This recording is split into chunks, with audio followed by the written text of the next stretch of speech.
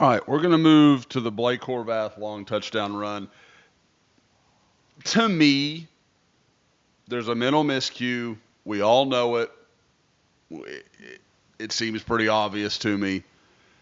At the same time, maybe my greatest concern in this is how unathletic Oklahoma looks in the secondary. Blake Horvath's a good athlete. I'm not saying he's not. Um, at the same time, does that do you feel like he's such a good athlete that Oklahoma should not be able to catch him? Um,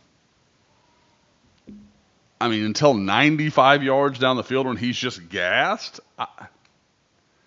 Man, I don't know. I don't know that I put him on that kind of level. This isn't Lamar Jackson out there running around. I don't know. So let's again. That's another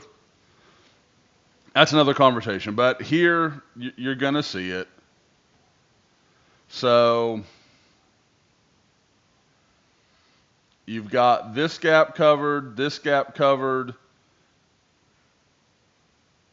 The one you don't have covered is right here off the guard. And again, it's a moving, like with the way Navy's doing this, it's all moving in real time. This isn't, the football we all grew up on where it's just, you're running to a hole and the hole is there and it's static. It's not the way this works. I get it. But a third year guy, he's got to know better than this. It's Jaron Canick. I mean, if somebody can show me I'm wrong, fine. But like this looked like one from word go that this was the problem. He follows the back, bites on that, and then immediately, I mean, there's nobody else out there acting like this is like this was where they should have been. And there's no answer that makes any sense to me. Um,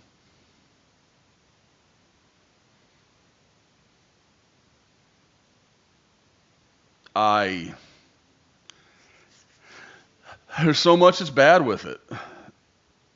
I mean, you just go through and look.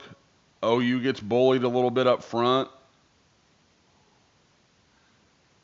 I mean, Jaden Jackson gets walled. Grayson Halton gets walled.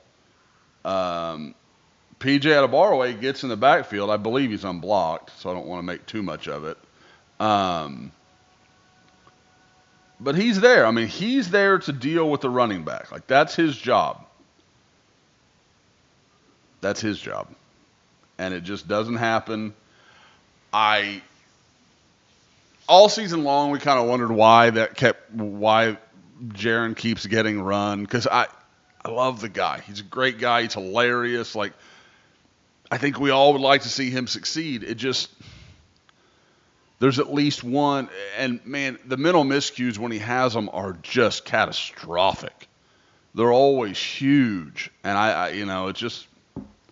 I think he's a guy that he runs hot and he's so eager to make a big play and he's trying to prove himself, and like I get all that. That's human. It's just, you hear Brent talk. Just do what you're supposed to do. If all 11 guys do what they're supposed to do, it's going to be successful.